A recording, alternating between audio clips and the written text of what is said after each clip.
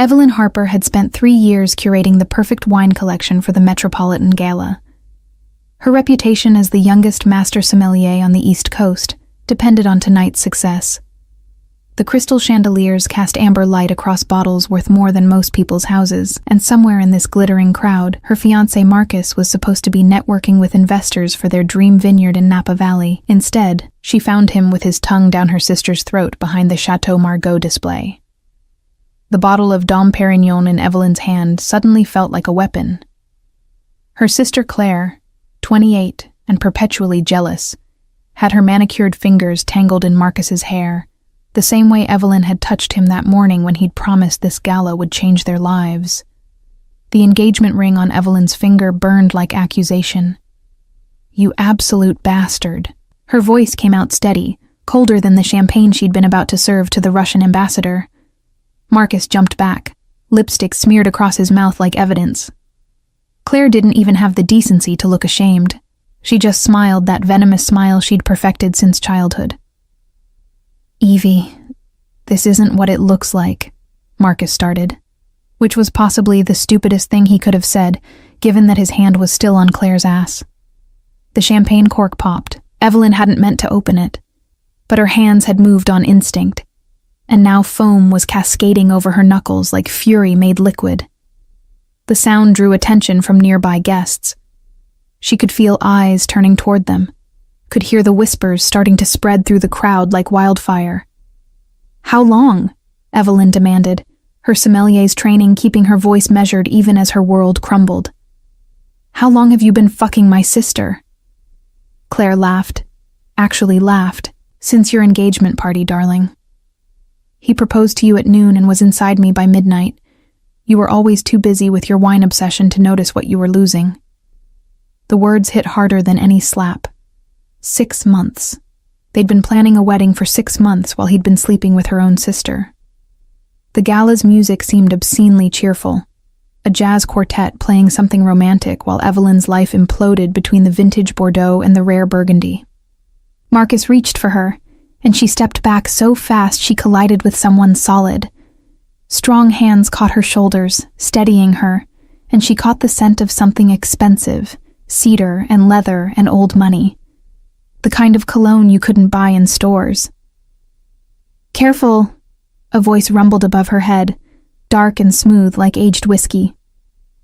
"That champagne is worth more than most people's cars. Would be a shame to waste it on trash." Evelyn turned and found herself staring at a chest in a perfectly tailored Tom Ford suit. She tilted her head back and met eyes so dark they were almost black, set in a face that could have been carved from marble. Severe cheekbones, a jaw that could cut glass, and a scar that traced from his left eyebrow into his hairline.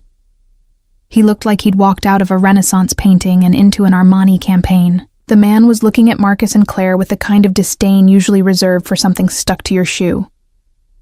Around them, the crowd had gone strangely quiet.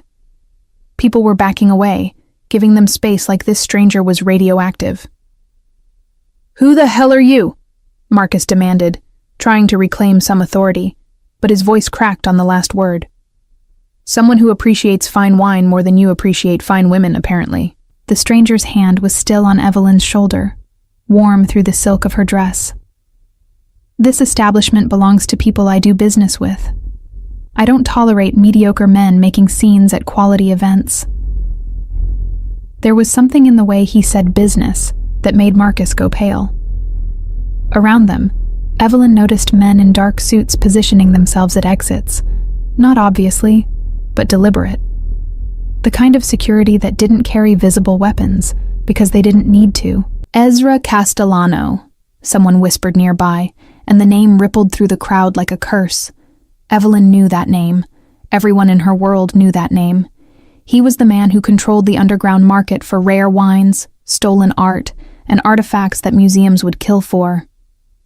The FBI had been trying to build a case against him for a decade, and she'd just backed into him like a clumsy teenager. The champagne was making everything fuzzy, or maybe it was shock. But suddenly Evelyn had the worst, most brilliant idea of her entire life.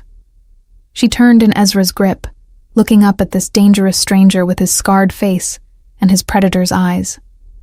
"I need a favor," she heard herself say, her words slightly slurred.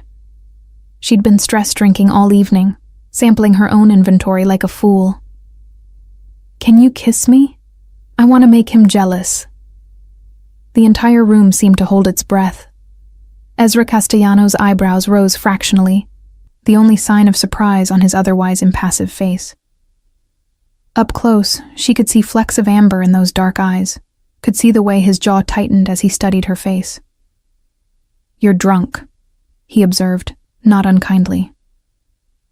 "I'm devastated," Evelyn corrected, swaying slightly.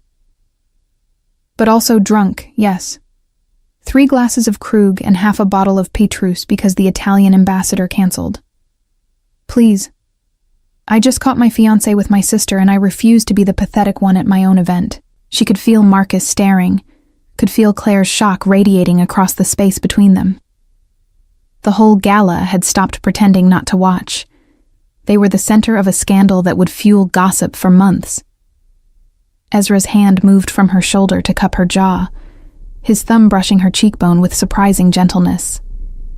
He had calluses, she noticed hazily. This was a man who did more than sign papers and make phone calls. "Do you have any idea who I am?" His voice was low enough that only she could hear, intimate as a secret. "A man who appreciates fine wine," Evelyn quoted back at him, reckless with heartbreak and champagne. "And apparently someone everyone's terrified of. Which makes you perfect for making my cheating bastard of an ex-fiancé lose his mind." Something flickered in those dark eyes. Amusement, maybe. Or interest. His thumb traced her lower lip, and Evelyn's breath caught despite everything. Up close, he smelled like expensive cigars and something darker, gunpowder perhaps. "This is a terrible idea," Ezra murmured, but he was already lowering his head. "All my best ideas are terrible," Evelyn whispered back. When his mouth touched hers, the entire world disappeared. The kiss started as performance, Evelyn was certain of that. Ezra Castellano was simply doing a drunk woman a favor, giving her a moment of dignity in front of her cheating fiancé. But somewhere between the first touch of his lips and the second breath, it stopped being theater and became something else entirely.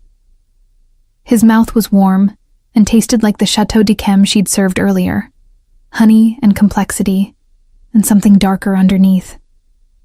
His hand slid into her hair, tilting her head to deepen the kiss, and Evelyn forgot that they had an audience. Forgot that she'd only asked for a simple kiss, forgot everything except the way his other hand had moved to her waist, pulling her closer against that expensive suit. She made a sound, something embarrassingly desperate, and felt him smile against her mouth. Then he bit her lower lip, gentle but possessive, and Evelyn's knees actually buckled. He caught her, of course, shifting his weight to support her, as if women fainted into his arms every day. When he finally pulled back, Evelyn's lipstick was ruined, and her carefully pinned hair had come loose. Ezra looked completely unaffected, except for a slight darkness in his eyes, and the faint trace of her lipstick on his mouth. He wiped it away with his thumb, never breaking eye contact. "Better?" he asked quietly, and his voice had gone rougher, like gravel wrapped in velvet. Evelyn couldn't speak. She nodded, her fingers still clutched in his lapels. Behind her, she heard Claire's outraged gasp, heard Marcus saying something that might have been her name. The jazz quartet had stopped playing entirely. "Good." Ezra's hand was still in her hair, possessive and warm. "Now smile at them like you've won." She did, turning in his arms to face Marcus and Claire with what she hoped was devastating confidence, despite the fact that she was fairly certain her legs weren't working properly. Marcus looked like he'd been struck by lightning. Claire's face had gone an ugly shade of red. "The wedding's off," Evelyn announced, her voice carrying across the silent gala. "Obviously. Claire, you can have him. He's clearly more your speed." She twisted the engagement ring off her finger and threw it at Marcus's chest. It bounced off his lapel and skittered across the marble floor. "I'm upgrading." The crowd erupted in whispers. Evelyn felt Ezra's chest shake with silent laughter against her back. Evie, you don't know what you're doing, Marcus started, but one look from Ezra shut him up instantly. I think Ms. Harper knows exactly what she's doing, Ezra said, and there was steel under the silk of his voice. And I think you should leave, both of you, before I have you removed less politely. The men in dark suits materialized closer, and suddenly it wasn't a suggestion anymore. Marcus grabbed Claire's arm, and they retreated through the crowd, which parted for them like they were diseased. Evelyn watched them go and felt nothing but champagne fuzzy satisfaction. That was insane, she breathed, still leaning against Ezra, because standing on her own seemed ambitious. I just threw away my engagement at my own event and kissed a criminal in front of 300 witnesses. Alleged criminal, Ezra corrected, amusement coloring his tone. The FBI hasn't proven anything. His hands were still on her waist, steadying her. And technically, you're the one who kissed me. I was simply accommodating. You bit my lip. You moaned. Evelyn's face flamed. Around them, the gala was slowly returning to life, conversations resuming in hushed, excited tones. She'd given them the scandal of the season. Tomorrow her name would be in every society column from New York to Miami. I should probably... She gestured vaguely at the room, at her responsibilities as sommelier, at the life she'd just spectacularly imploded. I have wine to serve, Russians to schmooze, a reputation to salvage. Your reputation just became significantly more interesting, Ezra observed. He released her slowly, like he was making sure she wouldn't fall over. The sommelier who kissed Ezra Castellano and lived to tell about it. You'll be infamous by morning. Is that supposed to comfort me? It's supposed to prepare you. He straightened his tie, which she'd apparently rumpled without noticing. They'll ask questions. About me, about us, about what this means. What will you tell them? Evelyn hadn't thought that far ahead. The champagne was wearing off, replaced by the cold reality of what she'd just done. She'd kissed a man the FBI called untouchable, a dealer in stolen goods and black market luxuries. She'd done it in public, in front of everyone who mattered in her industry. The truth, she decided, lifting her chin. That you helped me when I needed it. That my fiancé is a cheating bastard who doesn't deserve the expensive wine I was going to serve at our wedding. Ezra studied her for a long moment, something calculating in his expression. You have excellent taste in wine, he said finally. The Petrus you were drinking earlier, 1995 vintage? 96, Evelyn corrected automatically. The 95 was too tight, needed more time. His smile was slow and dangerous. Have dinner with me tomorrow night. I have a bottle of Romane Conti I've been saving for someone who would actually appreciate it.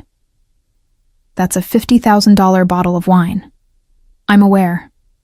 He pulled a card from his pocket, matte black with silver embossing. A phone number, nothing else. 8 o'clock. I'll send a car. Evelyn took the card, her fingers brushing his. This is insane. You said that already. Ezra leaned in, his breath warm against her ear. But you're going to say yes anyway. Because you're curious. Because that kiss felt like the first honest thing to happen to you in 6 months. Because a man who cheats with your sister doesn't deserve you. But a man who understands the difference between a 95 and 96 Petrus might. He pulled back, and Evelyn saw the truth in his eyes. He knew she'd come. Knew she was already hooked, not on him necessarily, but on the feeling of being wanted by someone dangerous, someone who looked at her like she was rare and valuable.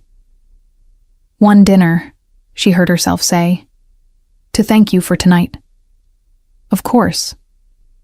His smile said he knew she was lying to herself. Just dinner.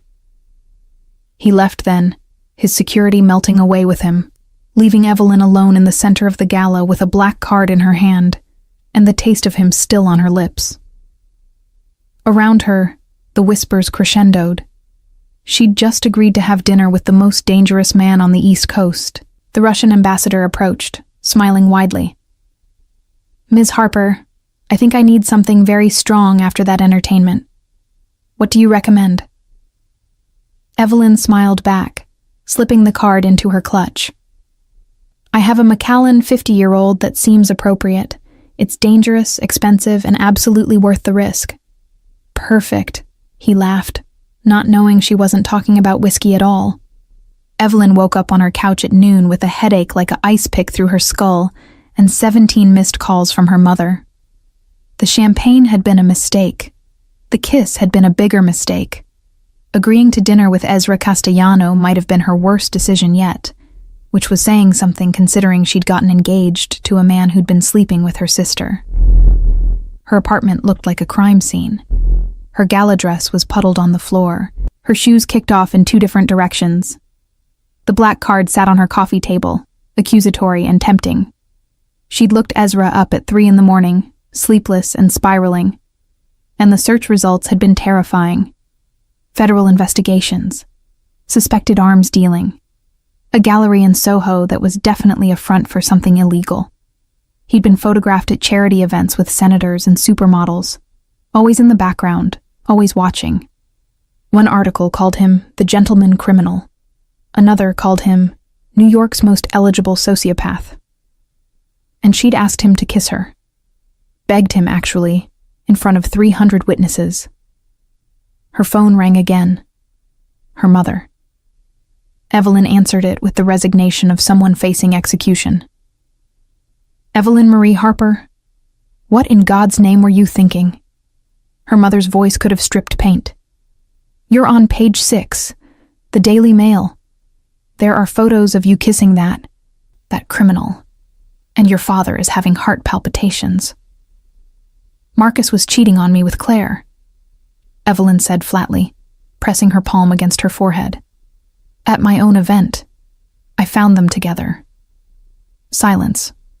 Then, "Claire? Your sister Claire?" "Unless I have another sister I don't know about." Evelyn stumbled to her kitchen, desperate for coffee. "For 6 months, Mom, since the engagement party." More silence, longer this time. Her mother's anger shifted, refocused. "That little bitch. I knew she was jealous, but this and Marcus. I introduced you to him. His family has the vineyard in Connecticut." "Had the vineyard. I'm fairly certain after last night no one in the wine world will touch him." Evelyn found her espresso machine, started it with shaking hands. "I humiliated him publicly, with Ezra Castellano's help." "About that." Her mother's voice went careful. "Evelyn, that man is dangerous. Whatever you think last night was, it wasn't worth getting involved with someone like him. He offered me a bottle of Romanée Conti." The words came out before Evelyn could stop them. "The 90-90 vintage. Mom, that wine is basically a myth. 12 bottles in existence, all in private collections, if he actually has one." "If he has one, he stole it," her mother said sharply. "Evelyn, listen to me. That kiss was lovely revenge, truly. But that's where this needs to end. Cancel dinner, block his number. Forget this ever happened." But Evelyn was already thinking about that wine, about the way Ezra had known the difference between the 95 and 96 Petrus, about his hands in her hair, and the way he'd looked at her like she was something precious. "I have to go," she told her mother. "I need to fix the disaster from last night." She hung up before her mother could argue and stared at her reflection in the dark screen of her phone. Her hair was a mess. Her makeup was smudged. She looked like she'd been through a war. But she also looked alive in a way she hadn't felt in years. The rest of the day was a nightmare of damage control. Her boss at the wine distribution company called, surprisingly supportive. The scandal had apparently tripled interest in their next gala. Her vendors called, half concerned, half fascinated. Everyone wanted to know about Ezra, about the kiss, about what happened next. Claire sent one text. "You'll regret this." Marcus sent 12, ranging from apologetic to angry to threatening. Evelyn blocked him after the 6th one mentioned lawyers. At 7:30 that evening, she stood in front of her closet, trying to decide what one wore to dinner with a criminal. Something that said, "I'm not intimidated by your alleged arms dealing, but also, I appreciate a $50,000 bottle of wine." She settled on a black dress, simple and elegant, with her grandmother's pearls. If she was going to hell, she might as well look classic doing it. The car arrived at exactly 8. Not a limo, thankfully, but a Mercedes that screamed money without being ostentatious. The driver was polite and silent, and they drove to a building in Tribeca that looked like every other converted warehouse on the block, except this one had a private elevator that required a key card. Evelyn's heart hammered as they ascended. This was insane. She was having dinner with a man who probably had people killed for sport. A man who'd kissed her like he wanted to devour her in front of everyone she knew. A man who understood wine the way she did, with reverence and obsession. The elevator opened directly into a penthouse that took her breath away. Floor-to-ceiling windows overlooked the city. The lights of Manhattan spread out like diamonds. The furniture was minimal but exquisite. Modern pieces mixed with what looked like actual Roman antiquities. And the art on the walls. "That's a Caravaggio," Evelyn breathed, staring at a painting she'd only ever seen in textbooks. "That's been missing since World War II. Allegedly," Ezra's voice came from behind her. "I prefer to think of it as relocated to someone who appreciates it." She turned and found him in dark slacks and a white shirt, sleeves rolled to his elbows. Less formal than last night, but somehow more dangerous. He had a wine glass in each hand, both empty. "You came," he said, and there was satisfaction in his voice. "You have a stolen Caravaggio on your wall," Evelyn replied. "Of course I came. I'm clearly making terrible decisions this week." He smiled. That slow, dangerous smile. "The wine is breathing in the dining room. But first I need to know, are you here because you want to be, or because you're still angry at your ex?" "Both?" Evelyn moved closer, drawn despite her better judgment. "Maybe neither. Maybe I just wanted to see if that kiss was as good as I remembered, or if it was the champagne. Only one way to find out." Ezra set down the glasses and reached for her, giving her time to pull away. She didn't. This kiss was different, slower and more deliberate. Without an audience, without the performance aspect, it felt intimate and dangerous. His hands found her waist, pulled her closer, and Evelyn let herself sink into it. Let herself forget that this was probably the worst idea she'd ever had. When they broke apart, she was breathing hard, and his eyes had gone dark. "Better than I remembered," she admitted. "Good." He picked up the wine glasses again. "Now come taste something that will ruin you for all other wines." Dinner was served in a room dominated by a window and a table that sat 12, but was set for 2. The Romanée Conti sat in a decanter, garnet red and glowing in the candlelight. Ezra poured with the care it deserved, and when Evelyn tasted it, she actually made a sound. Oh my God. The wine was silk and velvet, and everything perfect in the world. This is, I don't have words. Most people don't. Ezra watched her over his glass. That's why I wanted to share it with you. Someone who understands what this is worth beyond the price tag. They talked about wine, about the illegal market, about how he'd acquired this bottle, this particular treasure. Ezra was careful with details, never admitting to anything explicitly illegal, but the implications were clear. He dealt in things that shouldn't be sold, things that belonged in museums or vaults. "Why wine?" Evelyn asked, emboldened by the burgundy. "With everything you could trade in, why focus on wine and art?" "Because they're beautiful," Ezra said simply. because most people see them as commodities, investments, status symbols. But some people like you, see them as art, as history, as something worth preserving. Even if you stole them, I prefer to think I'm keeping them from people who don't deserve them. He refilled her glass. Like your ex-fiancé, I did some research on Marcus. His family's vineyard makes mediocre Pinot Noir that they overprice for tourists. He doesn't understand wine. He just wants to profit from it. And you're different? But Evelyn was smiling. I'm exactly the same, Ezra admitted. Except I have better taste and fewer scruples about where I source my inventory. They finished the bottle, and then he opened a Chateau Lafite from 1869 that had no business being that well preserved. Evelyn was tipsy again, but in a warm, golden way that made everything feel possible. Ezra told her about growing up in Sicily, about learning wine from his grandfather, who'd run shipments during Prohibition. She told him about studying in France, about the first time she'd tasted a wine that made her cry. Somewhere around midnight, they ended up on his couch, her shoes kicked off, his jacket discarded. They were debating the merits of French versus Italian wine regions, their faces close, their words tangling together. "You're going to be trouble," Ezra murmured, his fingers tracing the line of her jaw. "I can tell already." "You kissed me in front of everyone I know," Evelyn pointed out. "I think the trouble started there." "No," he said, his thumb brushing her lower lip.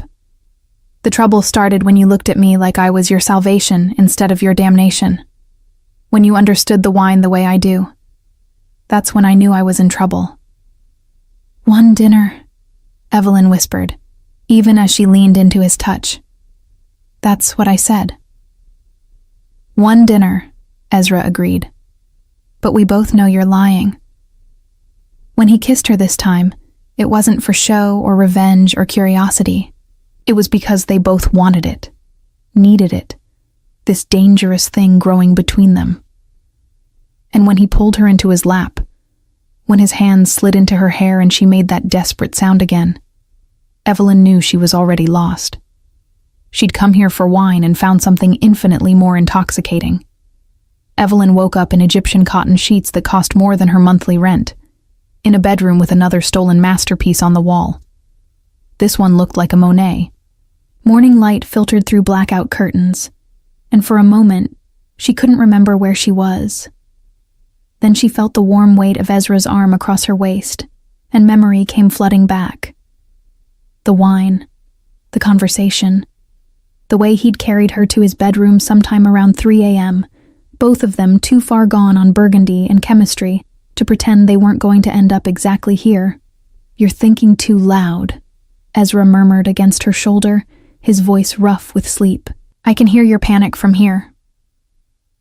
"I slept with a criminal," Evelyn said to the ceiling. 24 hours after catching my fiancé with my sister, I had sex with a man who probably has people killed for a living. Allegedly. His arm tightened around her. "And technically you didn't sleep with me. We're still in bed. No sleeping has occurred." Despite everything, Evelyn laughed. She turned in his arms and found him watching her with those dark eyes, his hair mussed, the scar on his eyebrow visible in the morning light. He looked younger like this, less dangerous, though she knew that was an illusion. "I should go," she said, not moving. "I have work, a life, a reputation that's already in tatters."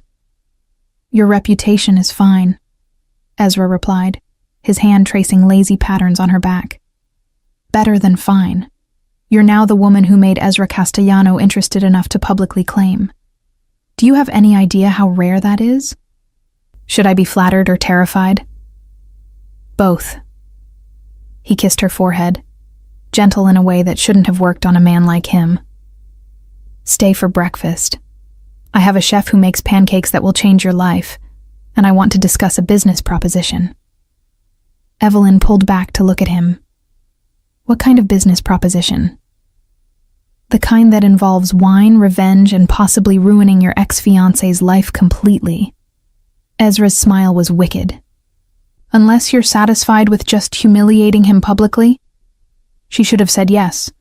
Should have taken her revenge and moved on like a mature adult. Instead, she heard herself ask, "How ruined are we talking?" An hour later, Evelyn sat in Ezra's dining room in one of his shirts, eating pancakes that were indeed life-changing, while he laid out his plan. Marcus's family vineyard is failing, Ezra explained, pulling up financial documents on his tablet. They're overextended, underleveraged, and hemorrhaging money. The only thing keeping them afloat is the reputation, which after last night's scandal is significantly damaged. "How do you have their financial records?" Evelyn asked, though she knew the answer. "I have people who acquire information." He slid the tablet across to her. "The vineyard is worth about $8 million on paper. In reality, it's worth half that. The land is good, but they've mismanaged it for decades. Poor grape selection, outdated equipment, mediocre winemaster." Evelyn studied the numbers, her sommelier brain automatically cataloging the problems. They could turn it around with the right investment. Better vines, modern equipment, a competent winemaker. Exactly. Ezra's smile was pure predator. "Which is why I'm going to buy it. Through a shell company, untraceable to me. I'll offer them just enough to get out from under their debt, but not enough to start over anywhere respectable." And then what? But Evelyn was starting to understand, starting to see the beautiful cruelty of it. "Then I hire you as the wine master. You rebuild it into something extraordinary. We produce wines that win international awards, that sommeliers fight over, that make Marcus's mediocre Pinot Noir look like grocery store trash." Ezra leaned forward, intent. "We take everything he was supposed to have, his family legacy, and we make it better. We make it legendary." It was vindictive and petty, and absolutely brilliant. Evelyn should have said no, should have walked away from this dangerous man and his dangerous plans. "What's in it for you?" she asked instead. "Besides watching you destroy your ex?" Ezra shrugged. "A legitimate business to launder money through, a vineyard that actually produces something worth drinking. And you, working for me, tied to me in a way that makes it very clear you've chosen me over him." "That's insane. You keep saying that word." He reached across the table, caught her hand. "But you're not saying no." Evelyn stared at their joined hands, at the contrast between her bare fingers where her engagement ring used to be and his, strong and scarred. This was everything she'd been taught to avoid. Getting involved with a criminal, mixing business with revenge, letting attraction override common sense. But Marcus had been sleeping with her sister for 6 months. Had planned to marry her while fucking Claire behind her back. And Claire had smiled about it. Had laughed while twisting the knife. "I want control of all wine-related decisions," Evelyn said. "Complete autonomy on grape selection, production methods, and distribution." Done. And my name on the label. Not yours, not some shell company. Mine. Ezra's smile went sharp with approval. "I wouldn't have it any other way. I want everyone to know that Evelyn Harper chose to work with me, that she's mine." "I'm not yours," Evelyn protested, but her hand was still in his, and they both knew she was lying. "Not yet," he agreed, "but you will be." The next 3 weeks were a whirlwind. Ezra moved on the vineyard with the efficiency of a hostile takeover, making an offer Marcus's family couldn't refuse and couldn't trace.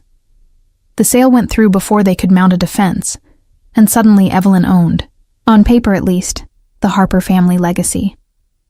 The irony wasn't lost on anyone. Marcus called 17 times before Evelyn blocked him. Claire sent increasingly unhinged texts about betrayal and family, which was rich coming from the woman who'd slept with her sister's fiancé. Their mother was torn between pride that Evelyn had secured a vineyard and horror at how she'd done it.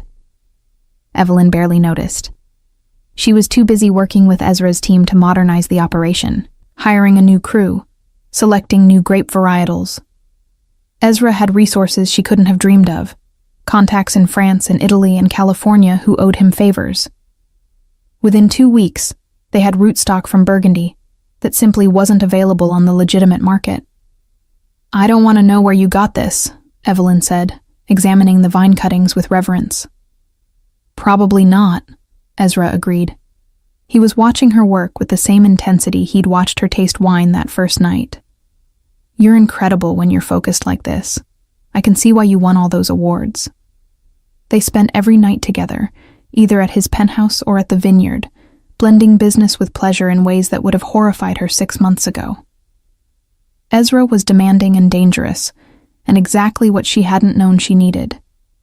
He challenged her, supported her, and never once made her feel like she was second to anything. "This is unhealthy," her best friend Sarah warned over coffee. "You're rebounding with a criminal, Evie. This can't end well."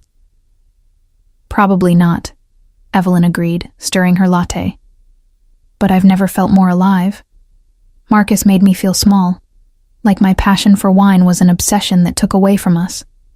Ezra makes me feel powerful."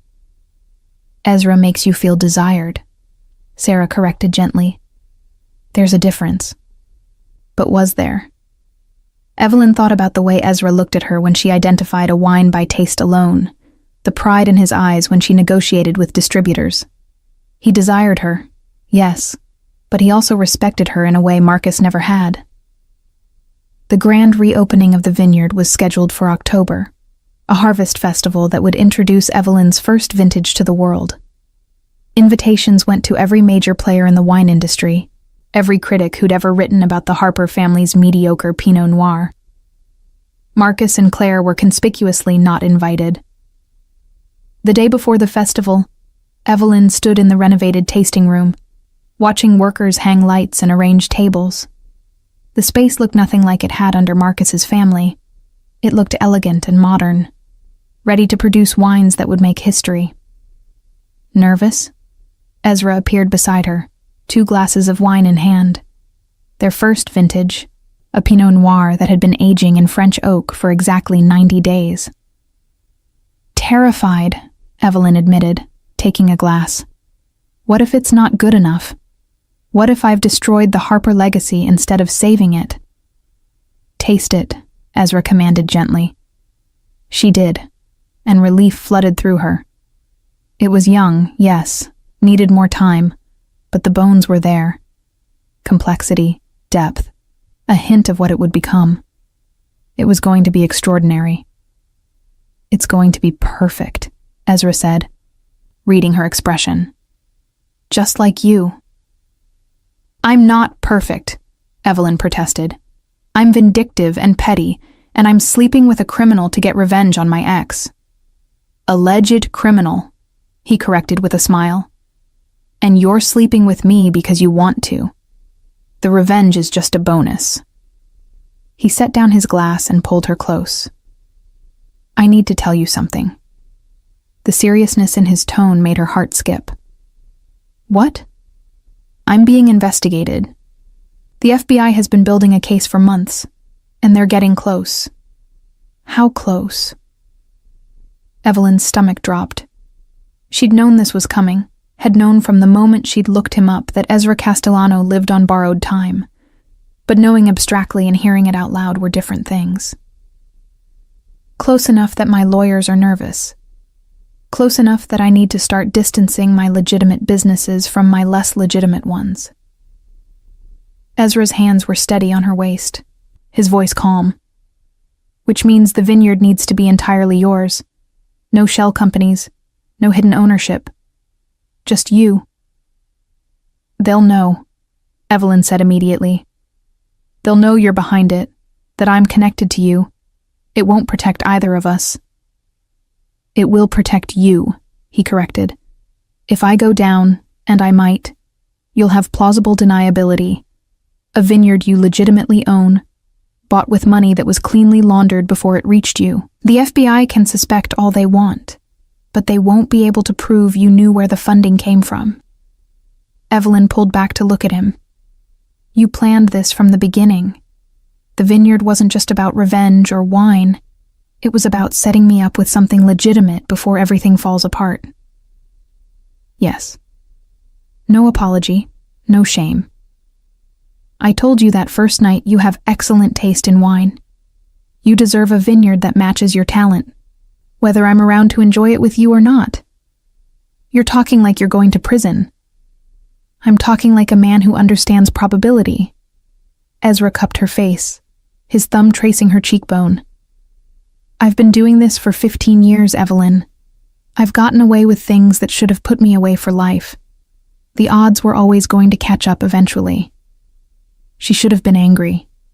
Should have felt used, manipulated, set up. Instead, all she felt was a fierce, unexpected protectiveness. This dangerous man had given her a vineyard, had helped her rebuild her career, had looked at her like she was the rarest vintage in existence. What if I don't want plausible deniability? Evelyn asked. What if I want to fight for you? Then you'd be an idiot, Ezra said, but his voice was rough with emotion. And you're the smartest woman I know. Promise me, if this goes bad, you'll let me go. You'll take the vineyard, and you'll make something beautiful, and you'll forget about the criminal who helped you get revenge. I can't promise that. Evelyn. No. She kissed him, hard and desperate. You don't get to give me everything I didn't know I wanted, and then ask me to forget you. That's not how this works. That's exactly how this has to work, Ezra said against her mouth, but he was kissing her back, his hands tangling in her hair. I'm not a good man. I've done things that would horrify you. I don't get the happy ending with the brilliant sommelier. Maybe I don't want a good man, Evelyn shot back. Maybe I want the man who understands why a 96 Petrus is better than a 95, who helped me destroy my ex-fiancé, who looks at me like I'm worth more than all the stolen art in his collection. They made love in the tasting room, desperate and intense, surrounded by barrels of wine that would outlast whatever happened next.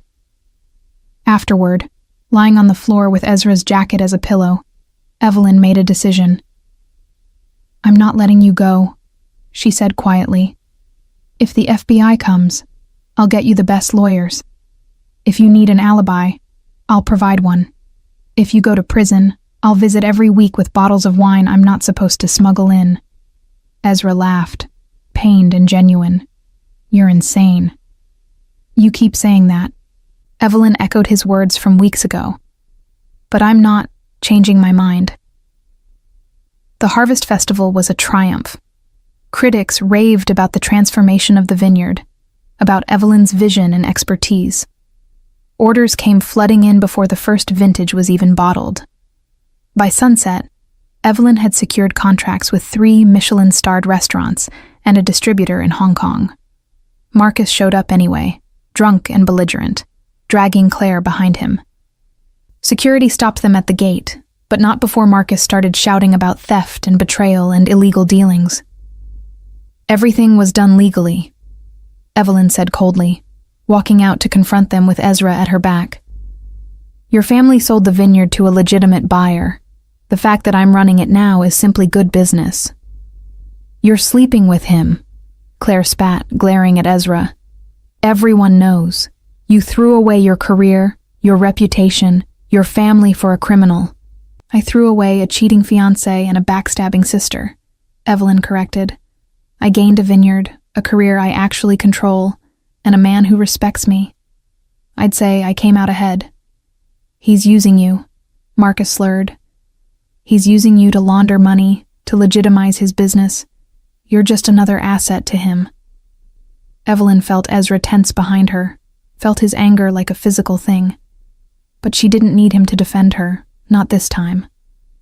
Even if that were true, she said, I'd rather be a valued asset to Ezra than a trophy wife to you. At least he's honest about what he wants from me. She turned her back on them, on the life she'd almost had, and walked back to the festival with Ezra's hand in hers. Behind them, security escorted Marcus and Claire off the property. She didn't look back. "You handled that well," Ezra murmured as they rejoined the party. "I learned from the best," Evelyn replied, squeezing his hand. "Now come on. The wine critic from the Times wants to talk about our barrel aging process, and I need you to charm her while I discuss oak varietals. Using me for my charm? I'm wounded. You'll survive." They worked the crowd together, Evelyn discussing wine with the passion that had made her a master sommelier, Ezra providing the dark, dangerous edge that made everything more exciting. They were a team, she realized. An unlikely, probably doomed team, but a team nonetheless. As the sun set over the vineyard, painting the sky in shades of rose and gold, Evelyn stood with Ezra on the veranda, watching their guests toast with wine that bore her name on the label. "Thank you," she said quietly, "for all of this, for believing I could do it." "I never doubted you for a second," Ezra replied. "You're extraordinary, Evelyn Harper. With or without me, you were always going to be extraordinary." 2 weeks later, the FBI raided Ezra's gallery. They seized art, documents, computers, everything. The news broke on a Tuesday morning while Evelyn was meeting with distributors in Manhattan. Her phone exploded with messages, news alerts, calls from her mother. She ignored all of it and went straight to Ezra's penthouse. He was there, surprisingly calm, watching the news coverage with a glass of whiskey. "I told you to stay away," he said when she walked in. "This is exactly what we talked about. And I told you I wasn't going anywhere." Evelyn took the whiskey from his hand, drank half of it. "What do you need?" "A time machine?" Ezra's smile was bitter. "They have enough to charge me. My lawyers say they'll offer a deal, 10 years if I cooperate, testimony against my associates. Will you take it?" "No." He pulled her into his lap, buried his face in her hair. "I won't put targets on other people's backs. Even criminals have a code." Evelyn's hands shook as she held him. 10 years. Possibly more if he went to trial. A decade of her life without this dangerous, complicated man who'd somehow become essential. "Then we fight," she said fiercely. "We get the best defense team money can buy. We find every loophole, every technicality. We make them work for every single charge." "Evelyn?" "No." She pulled back to look at him. "You gave me a vineyard. You helped me rebuild my entire life. You think I'm just going to let you go quietly? You don't know me at all if you think that." Ezra kissed her, deep and desperate. "I love you," he said against her mouth. "I wasn't supposed to, but I do. You're the best thing that's ever happened to me, and I'm about to ruin your life." "You love me?" Evelyn's heart was racing.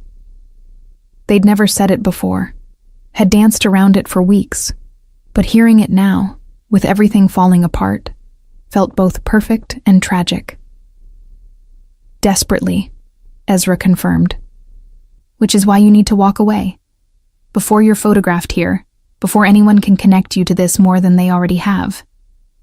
"I love you too," Evelyn said, because if he could be brave enough to say it, so could she. "And I'm not walking away. So you can either accept that I'm staying and let me help, or you can waste time arguing while the FBI builds their case." He stared at her for a long moment. This brilliant, infuriating woman who'd crashed into his life with a drunken request for a kiss and somehow become everything. Then he laughed, helpless and genuine. "You're going to be the death of me." "Probably," Evelyn agreed. "But not today. Today we call your lawyers and we start fighting back." The trial lasted 4 months and made headlines across the country. The prosecution presented a damning case: 15 years of art theft, illegal antiquities trading, and money laundering through galleries and auction houses. They had paper trails, witness testimony, photographs of Ezra with known criminals. What they didn't have was direct evidence of murder, weapons dealing, or the truly dark crimes the tabloids love to speculate about. Ezra had been careful, insulated by layers of associates and shell companies. His lawyer, a shark named Victoria Chen, who charged $1,000 an hour, tore apart the prosecution's timeline with surgical precision.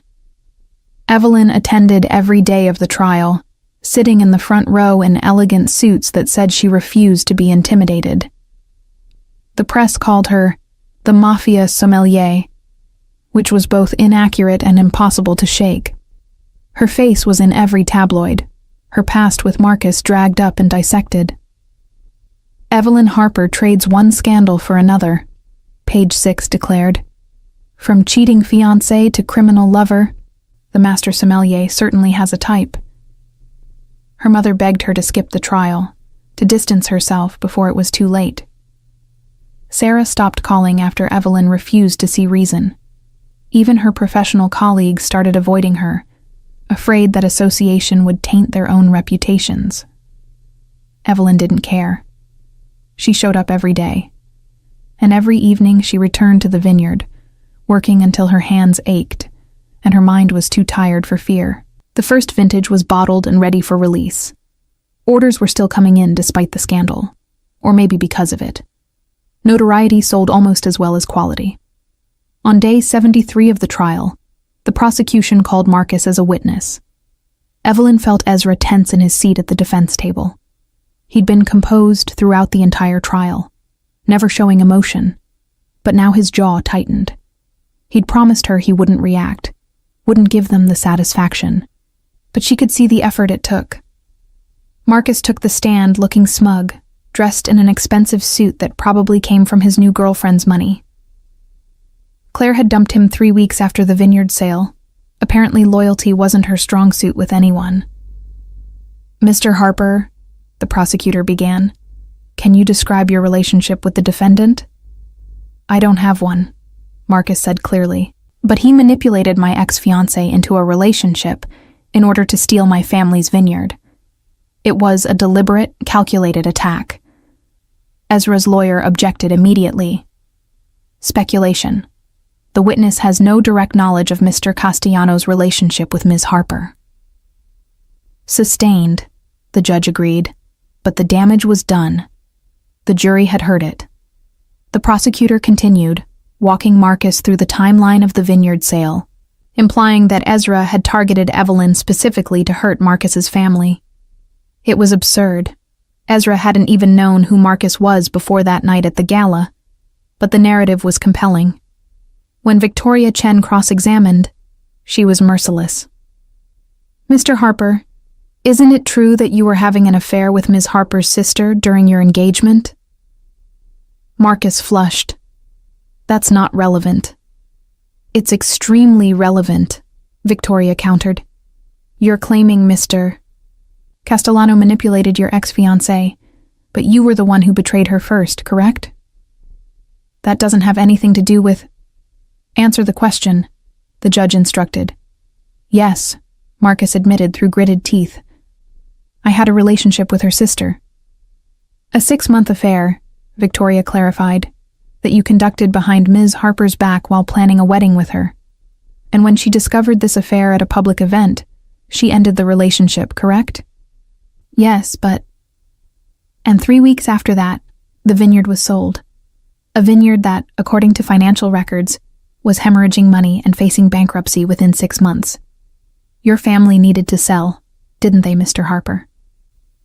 Marcus's lawyer had clearly not prepared him for this line of questioning. He stuttered through an explanation about temporary setbacks and bad harvests, but Victoria had the financial documents. The jury could see the truth. The vineyard had been failing long before Ezra bought it. "So to be clear," Victoria said, "Mr. Castellano didn't steal anything. He made a legitimate offer for a failing business, and Ms. Harper, a master sommelier with impeccable credentials, chose to run it. The fact that this hurts your pride doesn't make it illegal, does it?" "Objection," the prosecutor called weakly. "Withdrawn," Victoria said with a smile that could cut glass. No further questions. Marcus was dismissed looking significantly less smug than when he'd arrived. Evelyn caught his eye as he left the courtroom, and the hatred there should have bothered her. Instead, she felt only satisfaction. He'd tried to hurt Ezra and had only made himself look petty and jealous. That evening, Evelyn visited Ezra at his penthouse. He was out on bail, wearing an ankle monitor that tracked his every movement, confined to a 5-mile radius. The restrictions were killing him. She could see it in the tension in his shoulders, the way he stared out at the city he could no longer freely move through. "Marcus is an idiot," she said, coming up behind him and wrapping her arms around his waist. "Victoria destroyed him. She's very good at her job," Ezra agreed. His hands covered hers, holding them against his chest. "But it doesn't change the facts. They have me on money laundering at minimum. Even if Victoria gets the art theft charges dismissed, I'm looking at 5 to 7 years.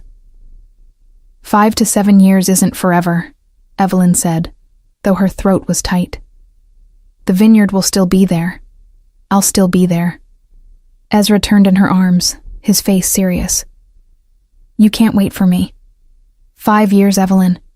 You'll be 36 when I get out. You should be married, have children if you want them. Have a life that doesn't involve conjugal visits and collect calls." "Don't," Evelyn said sharply. "Don't try to noble sacrifice me. I'm a grown woman making my own choices. If I want to wait for you, that's my decision. It's a stupid decision. Then I'm stupid." She pulled him down for a kiss that tasted like defiance and desperation. "I love you. I'm not apologizing for that, and I'm not walking away because things got difficult." They made love with the franticness of people running out of time, and afterward, lying in his bed surrounded by stolen art and expensive sheets, Ezra asked, "Marry me." Evelyn froze. "What?" "Marry me," he repeated, propping himself up on one elbow to look at her. "Before the verdict comes down. Before they potentially take me away. Marry me, and let me have something good, something pure, before I pay for all the things I've done." "That's the worst proposal I've ever heard," Evelyn said. But she was crying, tears streaming down her face. "You're not supposed to propose because you're going to prison." "I'm proposing because I love you," Ezra corrected, wiping away her tears with his thumb. "Because you're the best thing that's ever happened to me. Because even if I spend the next 7 years in a cell, I want to know that for one perfect moment, you were mine in every way that matters." "I'm already yours," Evelyn whispered. "Then make it legal." He kissed her forehead, her cheeks, her mouth.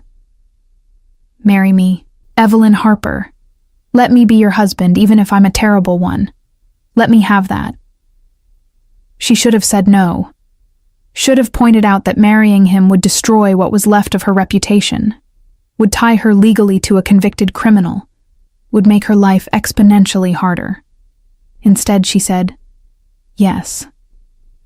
They were married 3 days later in a private ceremony at the vineyard, with only Victoria Chen and Ezra's head of security as witnesses. Evelyn wore a simple white dress and carried a bouquet of grapes from their vines. Ezra wore a suit without the ankle monitor visible, though they both knew it was there. The officiant was a judge who owed Ezra a favor and didn't ask questions. The ceremony lasted 10 minutes. When Ezra kissed her as his wife, Evelyn tasted salt and realized they were both crying. "I love you," he said against her mouth. "Whatever happens next, remember that." "I love you too," Evelyn replied, "and I'm going to fight for you until they close the cell door. Even then, I'll keep fighting." They spent their wedding night in the master bedroom of the vineyard house, drinking a bottle of Romanée Conti that Ezra had been saving for a special occasion. It was the same vintage as the first bottle he'd ever shared with her, the night everything changed. "Regrets?" Ezra asked as they watched the sunrise over the vines. "Only that we didn't have more time," Evelyn admitted. "But no, I don't regret you. I don't regret any of it." The verdict came down on a Tuesday in December. Guilty on money laundering, guilty on illegal antiquities trading, not guilty on the art theft charges that Victoria had systematically dismantled. The judge sentenced Ezra to 6 years in federal prison, eligible for parole after 4. Evelyn sat in the courtroom and didn't cry, not when they read the verdict, not when they led Ezra away in handcuffs. She waited until she was in her car, alone in the parking garage, before she let herself fall apart. 4 years, minimum. 4 years of visiting rooms and monitored phone calls and sleeping alone in a bed that smelled like him. 4 years of running a vineyard by herself, of being known as the woman who married a criminal, of waiting. But she'd promised to wait, and Evelyn Harper kept her promises. The first year was the hardest. Ezra was sent to a minimum security facility in Pennsylvania, close enough that Evelyn could visit every other weekend. They had 30 minutes each time, sitting across from each other at a plastic table, not allowed to touch except for a brief kiss hello and goodbye. Evelyn told him about the vineyard, about the awards their first vintage was winning, about the expansion plans she was developing. Ezra told her about the books he was reading, the other inmates, the monotony of prison routine. They didn't talk about how much they missed each other. That was too painful, and there was never enough time. At night, alone in the vineyard house, Evelyn worked until exhaustion made sleep possible. She threw herself into the wine, developing new blends, experimenting with techniques she'd only read about. The vineyard became her therapy, her obsession, the thing that kept her sane. The second year was slightly easier. Evelyn had a rhythm now.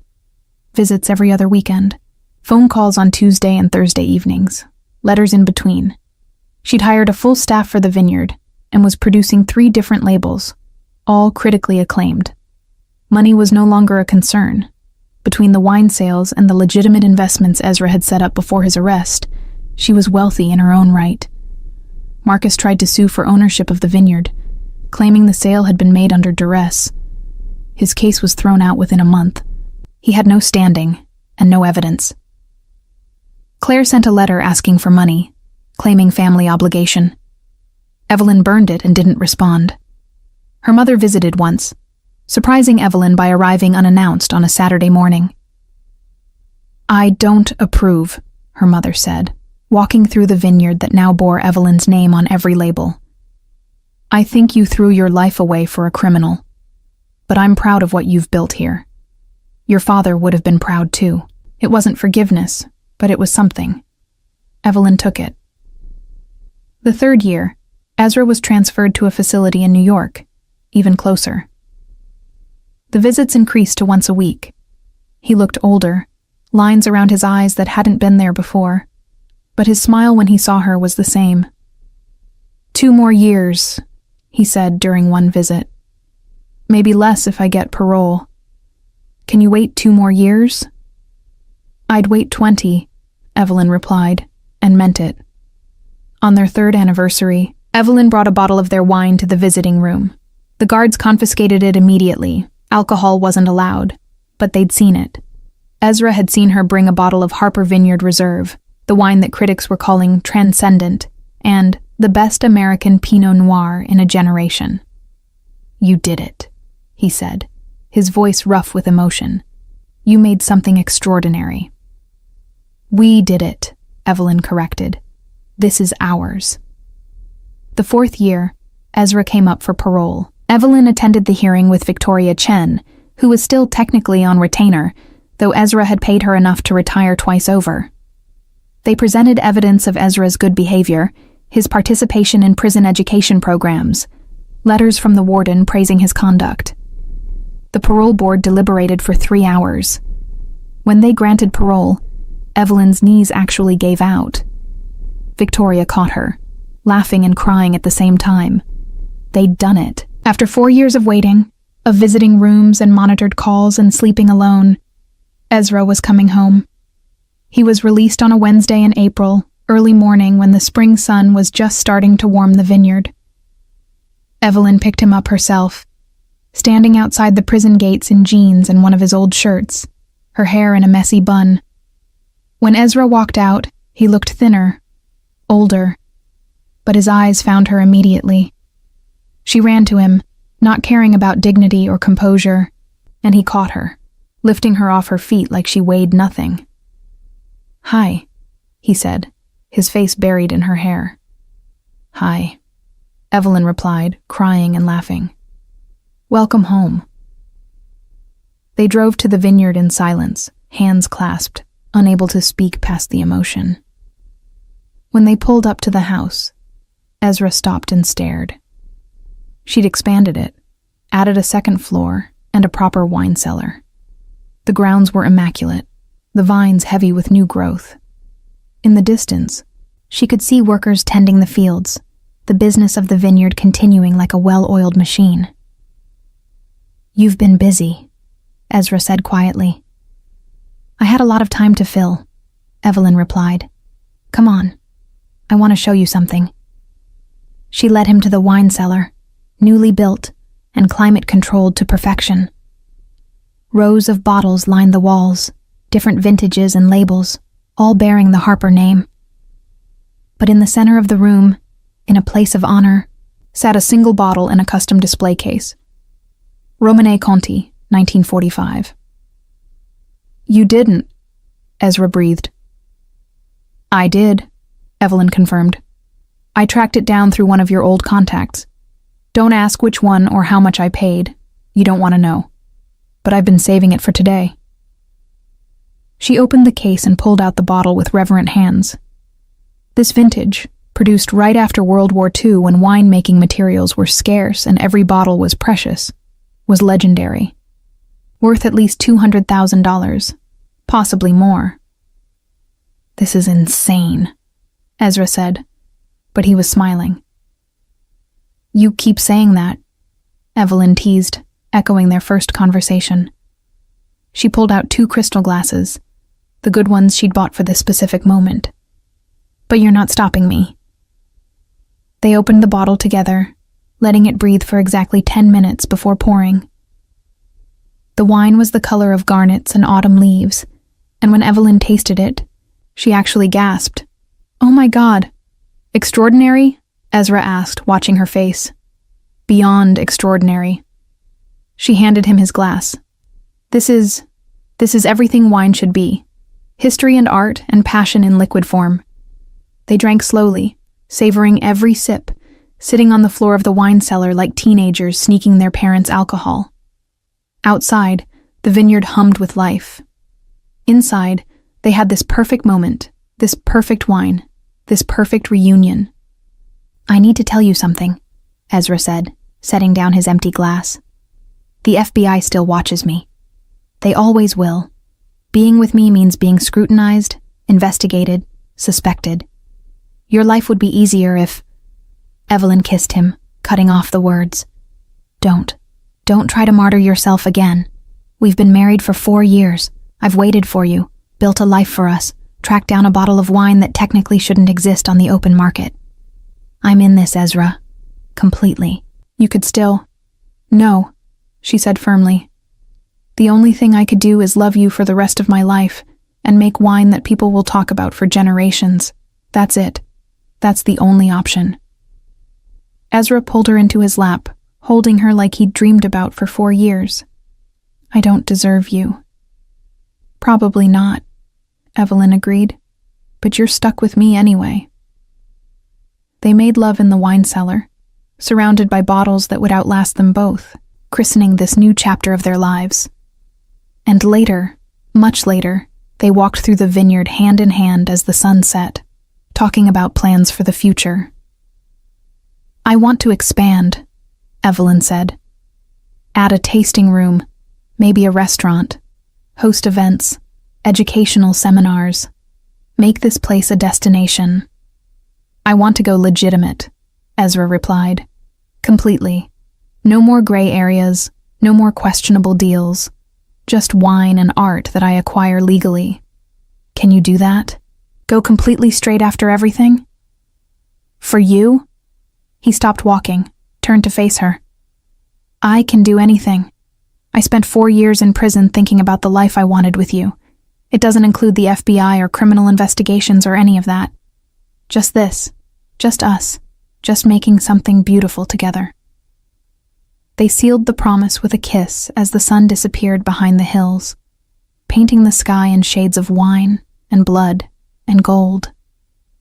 5 years after Ezra's release, Harper Vineyard had become one of the most acclaimed wineries on the East Coast.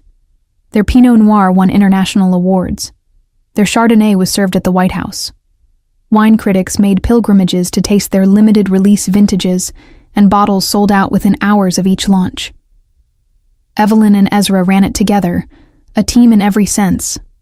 He handled the business side, the distribution and marketing, the careful navigation of an industry that still whispered about his past. She managed the winemaking, the artistry, the creation of vintages that would define a generation. They'd converted the old barn into a tasting room that hosted educational seminars and private events. The wine cellar had become legendary, filled with bottles that collectors dreamed about. And in a private room that only they had access to, Ezra had assembled a legal collection of art that rivaled any museum. Pieces he'd acquired through legitimate auction houses, documented and clean. On a Tuesday in October, exactly 7 years after the night Evelyn had drunkenly begged a stranger to kiss her, they hosted an exclusive dinner at the vineyard. 50 guests, all major players in the wine world, all there to celebrate the release of their 7th vintage. The menu was designed by a James Beard award-winning chef, each course paired with a different wine, building to a finale that had taken Evelyn 3 years to perfect. As she stood to give the opening toast, she caught Ezra's eye across the room and smiled. 7 years ago, she began, her voice carrying across the intimate space. I caught my fiancé cheating with my sister at a wine gala. I was devastated, drunk on champagne, and made possibly the most impulsive decision of my life. I asked a complete stranger to kiss me, just to make my ex jealous. Polite laughter rippled through the crowd. They all knew this story, had read about it in magazines and gossip columns, but Evelyn wasn't finished. That stranger turned out to be Ezra Castellano, a man with a reputation that should have sent me running. Instead, he offered me a bottle of Romanée Conti and a chance to build something extraordinary. Everything you taste tonight, everything this vineyard has become, started with that one reckless kiss. She raised her glass, filled with their newest vintage, a Pinot Noir that had aged for 7 years in French oak. So here's to bad decisions, dangerous men, and the courage to build a life out of revenge and champagne. Here's to Harper Vineyard. To Harper Vineyard, the crowd echoed, and the dinner began. Hours later, after the last guest had left and the staff had cleaned up, Evelyn and Ezra sat on the veranda with a bottle of the Romanée Conti from their wedding night. The vineyard spread out before them, peaceful in the moonlight, vines heavy with next year's harvest. Do you regret it? Ezra asked quietly. Any of it? The scandal, the trial, the years I was gone? Evelyn considered the question seriously, sipping wine that cost more than most people's cars. I regret that Marcus cheated. I regret losing years with you to prison. But everything else? She turned to look at him, this dangerous, complicated man who'd helped her build an empire out of heartbreak. No. I don't regret loving you. I don't regret this vineyard. I don't regret becoming the woman I needed to be. Even though everyone still calls you the Mafia sommelier? Especially because of that, Evelyn laughed. Do you know how much free publicity that nickname gets us? We're infamous. People come here hoping to catch a glimpse of the criminal and his winemaking wife. They stay for the wine and leave with stories. Your mother would be horrified. My mother came to Christmas last year and got drunk on our Chardonnay. She's coping. Evelyn set down her glass and moved to sit in Ezra's lap, the way she had 1,000 times before. Besides, we're respectable now. Mostly. You haven't stolen anything in 5 years. 6 years, Ezra corrected, his arms coming around her waist. I stopped the moment I decided I wanted you more than I wanted the thrill. Best decision I ever made. They sat in comfortable silence, watching the stars come out over the vineyard. In the distance, Evelyn could see the lights of the main house, the tasting room, the cellar where bottles worth millions aged quietly in the dark. "Marcus tried to visit last month," she said eventually. "Security turned him away, but he left a letter. Want to know what it said?" "Do I want to know?" "He wanted to apologize, said he'd made terrible mistakes, that leaving me was the worst decision of his life." Evelyn snorted. "Apparently, he's tried to start 3 different wine ventures and they've all failed. Claire left him for a stockbroker. He's alone and broke and working for someone else's vineyard. And you feel?" "Nothing," Evelyn said honestly. "I looked at that letter and felt absolutely nothing. No anger, no satisfaction, just nothing. He's irrelevant, a footnote in a story that became so much bigger than revenge." "We should send him a bottle," Ezra suggested, amusement coloring his tone. "Our newest vintage. Let him taste what he could have had." "That's petty. I'm a petty man." He kissed her neck, making her shiver. "Besides, the best revenge is living well, and I'd say we're living extraordinarily well." They made love on the veranda under the stars, not caring about the potential for scandal or impropriety. They were married, they owned the vineyard, and 7 years of fighting for each other had burned away any remaining shame. Later, wrapped in a blanket and sharing the last of the Romanée Conti, Evelyn asked, "Do you think we would have found each other if Marcus hadn't cheated? If I'd never gone to that gala?" "No," Ezra said honestly. "I think you would have married him, had a mediocre life making mediocre wine, and been quietly miserable. I think I would have eventually gotten caught anyway, and gone to prison with nothing to come home to. So Claire did us a favor, really, by being a terrible person. The worst people sometimes create the best opportunities." He tilted her face up to kiss her, slow and deep. "I should send her a thank you card. Don't you dare." They finished the wine as dawn broke over the vineyard, painting the vines in shades of rose and gold. 7 years since that first kiss. 4 years since Ezra's release. A lifetime ahead of them, building something beautiful out of scandal and champagne, and love that had survived federal prison. "I love you," Evelyn said, watching the sunrise. "My alleged criminal, my dangerous man, my husband." "I love you too," Ezra replied, his arms tightening around her. "My brilliant sommelier, my partner, my salvation." They sat together as the vineyard woke up around them, workers arriving for the morning shift, the business of winemaking beginning another day. In the cellar below, bottles aged quietly, gaining complexity and value with each passing year. In the tasting room, reservations were already booked months in advance. In the private collection, art worth millions hung on walls, all of it legal, all of it clean. Harper Vineyard had become exactly what Evelyn had dreamed of when she was drowning in champagne and heartbreak 7 years ago. Not just a successful business, but a legacy. A testament to the fact that sometimes the worst nights of your life led to the best decisions. "Come on," Evelyn said, standing and pulling Ezra to his feet. "We have a harvest to oversee, a tasting room to prepare, and a wine critic from France arriving at noon. Our dangerous, scandalous, absolutely perfect life awaits." "Wouldn't have it any other way," Ezra agreed, following her into the house that had become their sanctuary. Behind them, the empty bottle of Romanée Conti sat on the table, a relic of the journey that had brought them here. From a drunken kiss at a gala to a criminal trial, from prison visits to international acclaim, they had built something that transcended revenge. They had built love, partnership, and the finest vineyard on the East Coast.